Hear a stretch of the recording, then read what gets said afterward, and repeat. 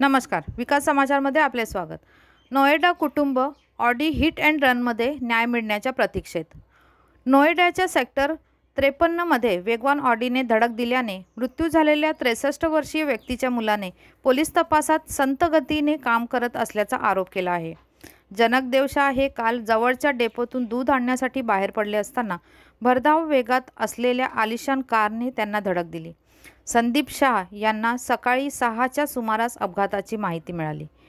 मी फिरायला निघालो होतो तेव्हा माझ्या शेजाऱ्यांनी येऊन मला सांगितले की माझ्या वडिलांचा अपघात झाला आहे.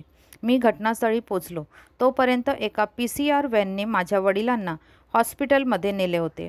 आम्ही सेक्टर 34 मधील मानस हॉस्पिटलमध्ये गेले आणि आम्हाला कळवण्यात आले की ते आता नाही, असे संदीप शाह म्हणाला.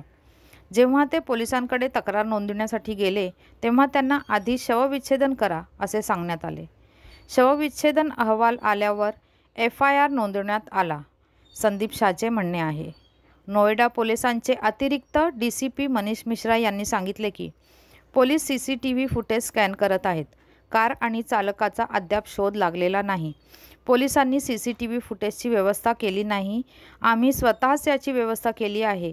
आम्हाला पोलीस आणि प्रशासनाकडून कोणतेही सहकार्य मिळाले नाही.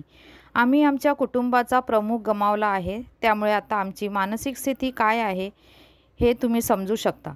प्रशासनाने आम्हाला मदत करावी, असे संदीप यांचे म्हणणे आहे.